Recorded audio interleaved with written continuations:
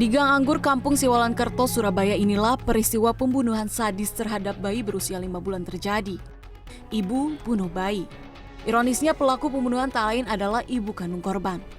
Masalahnya pun sepele, pelaku kesal lantaran sang bayi terus-terusan menangis. Tak berhenti di situ, usai mengetahui sang anak telah tewas, pelaku mengancam akan membunuh ibu atau nenek korban jika berani menceritakan peristiwa keji itu kepada orang lain. Pelaku pun lalu meninggalkan jenazah bayi malang itu begitu saja di kamar untuk pergi berlibur ke Yogyakarta. Selama 3 hari, Eti Suharti, nenek korban, terpaksa tidur berdampingan dengan cucunya yang sudah terbujur kaku. Ancaman pembunuhan yang dilontarkan sang anak mengurungkan niat Eti untuk melaporkan peristiwa ini. Namun akhirnya pada Sabtu 25 Juni, Eti yang tak kuat lagi melihat kondisi cucunya yang mulai membusuk, akhirnya melaporkan ke warga yang kemudian meneruskannya ke Polsek Wonocolo, Surabaya.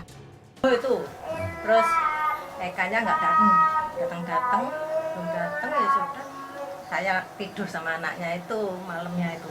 Berarti tidur itu dengan mayit atau? Ya sama mayit, sama yang nggak meninggal itu, semuanya tidur sama saya. Mendapat laporan ini, petugas Polsek Wonocolo langsung bergerak cepat menjemput pelaku dan suaminya di Gunung Kidul untuk keperluan investigasi lebih lanjut. Hasilnya, pelaku pun mengakui semua perbuatannya dan langsung ditetapkan sebagai tersangka. Setelah menetapkan pelaku sebagai tersangka pembunuhan, penyidik kepolisian langsung melakukan tes kondisi psikologi terhadap tersangka. Hasilnya, tersangka dengan sadar melakukan penganiayaan ini.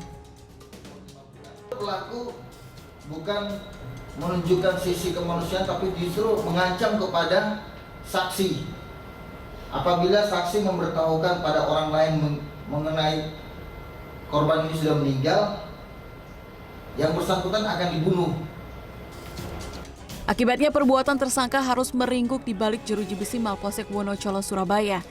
Ia dijerat pasal berlapis tentang kekerasan dalam rumah tangga dan pembunuhan dengan ancaman 15-20 tahun penjara. Lukman Rozak, Surabaya, Jawa Timur.